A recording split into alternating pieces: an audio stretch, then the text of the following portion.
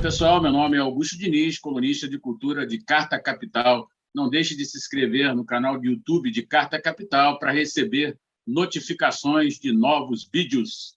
A gente conversa agora com Tico Santa Cruz, cantor, compositor, vocalista da banda Detonautas. Valeu, Tico.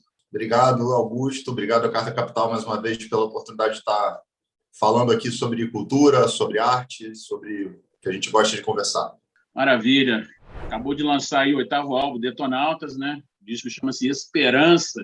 Vou perguntar ao Tico aí para ele fazer um paralelo do álbum do ano passado, lançado em 2021, chamado Álbum Laranja, né? Que também vai explicar por que chamava Álbum Laranja. Que era carregado de crítica social e política, né? E agora Esperança tem outro tom, né? Deu uma guinada aí. Tico, o que aconteceu? Fala um pouco aí desse novo trabalho paralelo aí com o anterior, que foi bastante forte. Na verdade, assim, a gente precisa fazer uma linha do tempo aqui, né? A gente vai precisar fazer uma linha do tempo para poder entender direitinho o que está acontecendo. A minha gata está tá querendo participar da entrevista. O que acontece? O álbum Esperança, que não tinha esse nome, ele foi gravado no início da pandemia. Quando a gente entrou em confinamento no dia 15 de março de 2020, foi assustador para todo mundo. A gente não sabia o que ia acontecer, né? Então,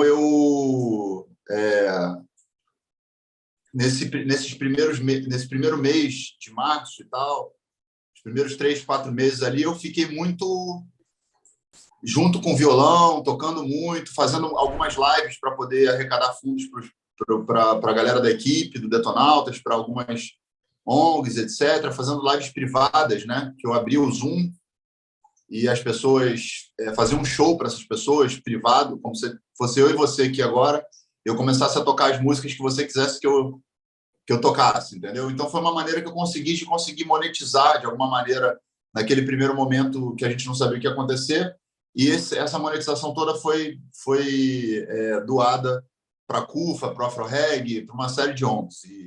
E esse exercício de tocar todos os dias, de tocar o tempo todo, de estar o tempo inteiro com violão, o tempo inteiro cantando, é uma coisa que eu não fazia há muitos anos, porque quando você está na estrada, em turnê, você está fazendo show no final de semana, dia de semana você está resolvendo suas coisas aqui, com filhos, etc., casa e tudo, e depois você não tem tempo para parar, para tocar, para ter essa relação, eu não tenho, pelo menos, com o instrumento e com a composição.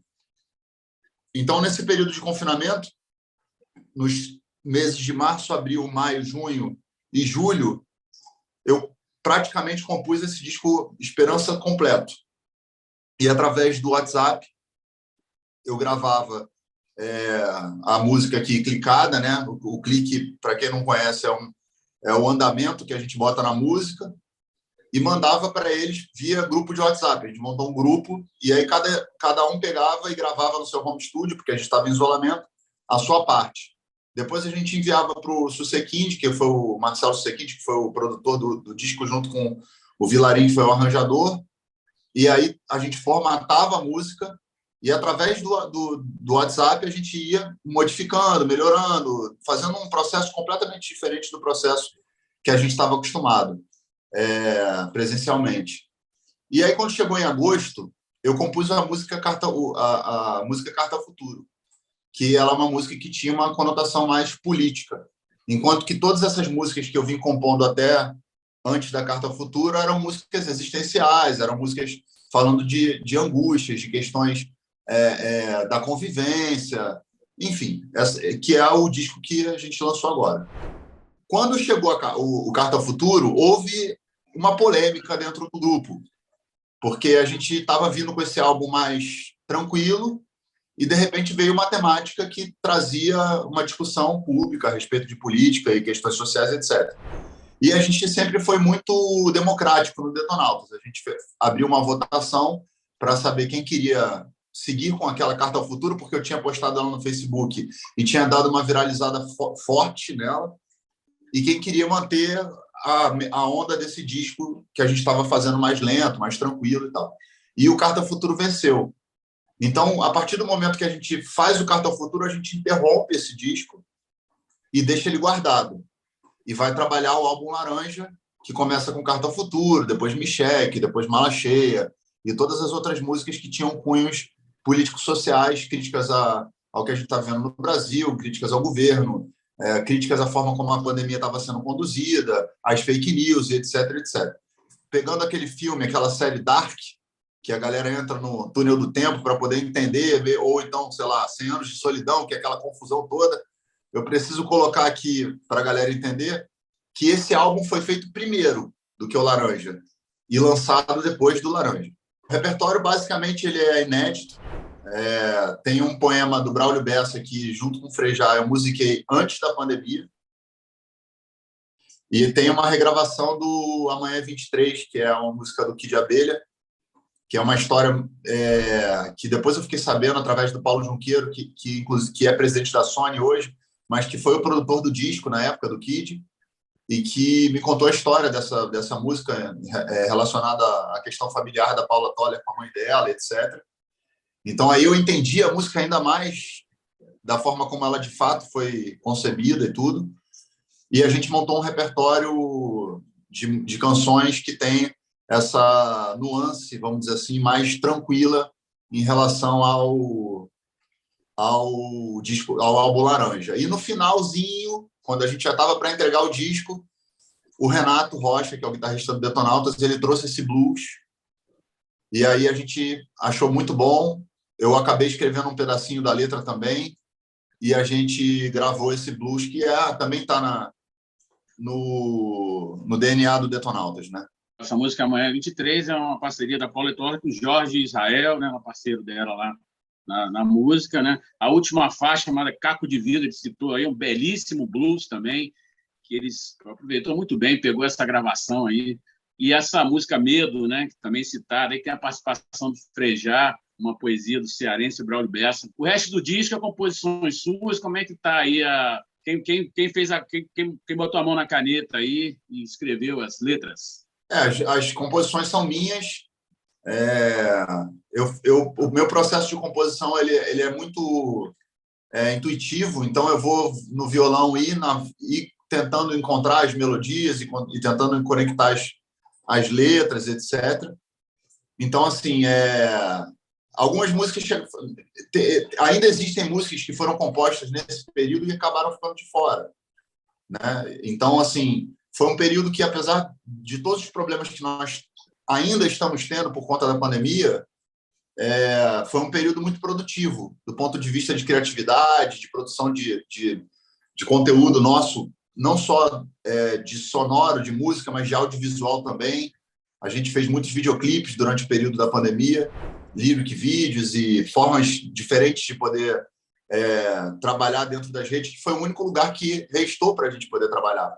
Porque como não tinha shows, então a gente ficou nessa situação de conseguir, de encontrar uma maneira de produzir conteúdo de forma remota, né?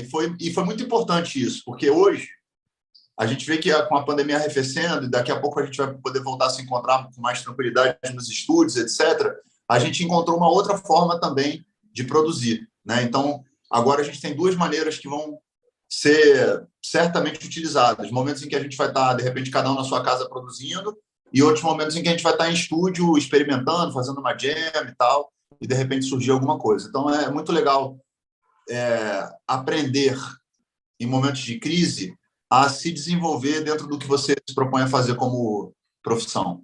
O Tico, como é que foi o reencontro com o seu público, hein? Porque você é bastante ativo nas redes sociais, mas tem um distanciamento, né? E aí depois, né, agora reabrindo aí shows, né, acontecendo devagarzinho ainda, mas acontecendo. Como é que foi aí esse impacto? O que você sentiu aí? Um público diferente? Não? Como é que você relata aí essa experiência do retorno, né, do Detonautas aí para o palco? Olha, a gente ainda não fez nenhum show grande, assim, com a capacidade que a gente, né, de grande aglomeração. Os shows que a gente fez todos os shows que nós fizemos foram shows menores, respeitando todas as orientações sanitárias dos locais onde a gente foi. Então, não houve ainda um grande show assim para milhares de pessoas. Mas o fato de você poder pisar no palco de novo é reconfortante para o coração, né? A gente nunca imaginou que a gente fosse parar tanto tempo assim. Foram quase 2 anos sem poder fazer show presencial com público e tudo. Então, foi muito emocionante assim o dia que a gente pôde voltar. O primeiro show do Detonautas, o retorno do Detonautas, foi um show em Niterói, no teatro, lá em Niterói. E, obviamente, todo mundo de máscara, aquela coisa do distanciamento, ainda com essa configuração que não é a configuração da qual a gente está acostumado a fazer e tudo, mas acho que só o fato de estar no palco, olhar para o lado, ver a equipe trabalhando, ver os nossos irmãos ali junto tocando e o público ali de alguma maneira interagindo, dá um conforto. A gente sabe que tem um tempo até as coisas se adaptarem realmente para essa nova realidade que a gente está vivendo, mas foi muito positivo assim poder respirar os ares da estrada de novo, vamos dizer assim, né? Ô, Tico, o momento ainda é bastante complexo, né? Não só para a cultura, né? Por causa da pandemia, mas outros fatores aí que você costuma tratar também aí na rede e tal. O que você acha, o que você espera de 2022? Nós estamos começando ainda. Começando não, já passou 2 meses, mas é ainda o início, né? Ainda tem bastante coisa, vai esquentar bastante, né, Tico, esse ano, né? A gente lançou esse disco agora porque a gente tinha, na verdade, o nosso projeto original com a Sony Music, nossa gravadora, é um álbum acústico que seria lançado em 2020. É um projeto grande e que precisa do público, precisa, obviamente, da dinâmica que a gente tinha antes da pandemia. Então, não caberia fazer esse projeto esse ano ainda, porque acho que é um ano ainda que a gente ainda vai atravessar turbulências em relação a essa questão sanitária, e também não é um ano muito agradável, digamos assim, para você poder dialogar. E as músicas são muito bonitas, é um astral mais leve, e eu acho que esse ano vai ser um ano bastante pesado, do ponto de vista social, político, dos diálogos nas redes sociais, do que vai acontecer no futuro. Eu temo muito pelo que possa vir a acontecer no Brasil, né, em relação às questões políticas que a gente está atravessando. Então, nós optamos por evitar um lançamento que é um lançamento muito importante para a banda em 2022, ciente de que o cenário que a gente vê pela frente é um cenário de incerteza e de turbulência. E a gente quer aproveitar esse disco para poder arrefecer, né, essa sensação de tensão, de medo, de angústia e etc. Então, eu acho que para esse ano aí o Detonautas já lançou um trabalho, provavelmente se pintar alguma coisa vai ser um single, mas a gente está muito mais preocupado em poder voltar a trabalhar, fazer a nossa equipe estar na estrada com a gente, etc., reencontrar o público e, obviamente, ficar atento ao que vai acontecer nas eleições, que é o que vai determinar os próximos 4 anos que a gente tem pela frente, né? Mas o que você sugere aí para as pessoas, tipo, para passar esse ano, assim, dentro do nível melhor, né? Entrar nessa pressão, o que você espera também, né, após a eleição? Como é que você avalia, assim, para as pessoas, né? Você dialoga muito com as pessoas na rede social, né? Você se abre para isso. Eu queria saber o que você está sentindo, o que você gostaria de falar às pessoas desse momento. Augusto, é imprevisível. A gente vive num país que o roteirista é imprevisível, assim. Eu acho que o Brasil, ninguém imaginaria que o Brasil estaria passando por isso que a gente está passando hoje, sei lá, em 2014, se alguém falasse para você que esse atual cenário seria o cenário do Brasil em 2022, eu duvido que você ou qualquer pessoa que esteja assistindo esse vídeo chegaria a esse lugar que nós estamos, né? Então, é imprevisível. Eu não aposto nada. Assim, eu estou vivendo um dia de cada vez. Eu acho que as pessoas devem viver um dia de cada vez, tentando não se conectar muito com o futuro, porque vai gerar ansiedade, vai gerar angústia, vai gerar um monte de sentimentos que eu acho que vão fragilizando a gente.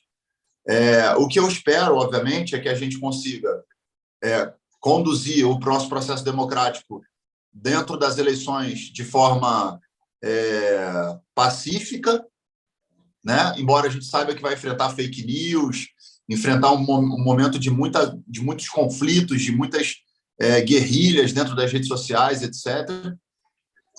E eu, como uma pessoa que tenho sido muito ativa nas redes há muitos anos já, eu dei uma pausa agora nesse primeiro momento para dar uma respirada, porque acho que a partir de julho a coisa vai ficar mais densa, né? Então eu preciso ter fôlego para poder entender qual vai ser essa dinâmica, até para não me desgastar à toa, porque o desgaste dentro da rede social é muito grande. E eu, como artista que sempre me posicionei, já venho desgastando e me desgastando há muito tempo, né? Então, nesse momento, eu recuei e acho que, na minha opinião, no meu papel, no meu caso específico, o recuo é um recuo para poder pegar fôlego, para a gente poder ver o que vai acontecer e como é que a gente vai ter que agir nos próximos meses, nas vésperas das eleições. Legal, a gente está indo para o final da nossa conversa, Tico. Você já disse aí, participante ativo aí, né, representa a cultura, né, defende a cultura, né, coloca a cara aí para bater. O que você sugere, né, aos músicos, aos artistas, né, até porque esse governo atual é anticultural, né, está claro isso, não precisa né, entrar muito a fundo sobre isso, e eles são os próprios, um setor absolutamente prejudicado, né, e precisa se mover, fazer alguma coisa. Você é um defensor aí, né, da necessidade de mudança. Eu queria que você falasse para o que você acha que a classe artística precisa se mexer, o que ela tem que fazer aí para defender até o próprio setor, né? Eu não acho que seja só a classe artística. Eu acho que a gente está falando da classe artística, a gente está falando das pessoas que trabalham com a produção cultural, de audiovisual de modo geral, a gente está falando também dos empresários, a gente está falando de donos, de pessoas que possuem estabelecimentos, teatros, cinemas, qualquer coisa que esteja relacionado ao setor de cultura, porque todo mundo que trabalha com cultura, a grande maioria das pessoas, tirando um setor, né, talvez de uma minoria, vamos dizer assim, que são artistas muito grandes e que não sofreram, né, com esse governo que destruiu todo o aparato cultural que a gente tinha, que a gente olhe para o futuro e visualize qual é o tipo de política que a gente pretende adotar para o nosso país, não só para a cultura, mas de modo geral. Quando a gente fala de cultura, a gente está falando de um pilar importante, mas a gente também precisa pensar na educação, precisa pensar na pesquisa, precisa pensar na ciência, precisa pensar em todos os setores que são bases para que uma sociedade como a nossa ocupe espaços importantes no mundo e, sobretudo, se desenvolva, né? Porque o Brasil tem um potencial gigantesco para se desenvolver como potência mesmo, econômica, cultural, científica e de todos os outros estratos. E acho que a gente tem que olhar para isso com cuidado, avaliar direitinho como é que a gente vai fazer os nossos votos, não só para a presidência, mas também para o Congresso Nacional, para senador, para deputado federal, para deputado estadual, porque esses deputados influenciam muito nas decisões que são tomadas pelo Executivo. Então, acho que é importante que a gente faça pelo menos um trabalho nesse momento de conscientização da população na medida do que a gente tem alcance, de que as pessoas procurem entender qual é o projeto de cada candidato que está aí se propondo a ser presidente, mas, acima de tudo, também entender a importância de se eleger um Congresso Nacional que seja coerente com aquilo que a gente espera para o Brasil. A gente precisa urgentemente resguardar nossa democracia e fazer as mudanças necessárias para que o Brasil volte a caminhar para um lugar de civilização.